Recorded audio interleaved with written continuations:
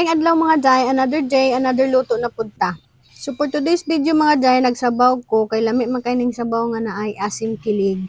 Kay nakapalit man ko aning isda ang mga day, duha lang ni kabuok. Ambot unsa ning isda wa ko kailani pero lami daw ni siya sa bawon. So ako sa ning ilarang kay ganahan kog medyo aslom-aslom nga sabaw karong adlaw.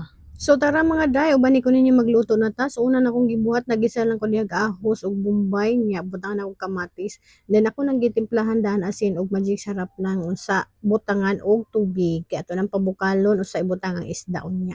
Pag man akong butang tubig mga day, ako nang giunag lunod diha nga akong pampaasim nga sinigang mix nga original. Then gibutang pud nako ako ang tanglad. And then ibukal na siya mga day, humot na kayong tanglad.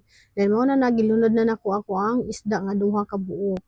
Dali ra kay ni siya mga day kay dili man kay ni siya latanan nga isda, dali ni siya malata. And then gibutang sad nako diha ang kuang sili para nahilang-halang.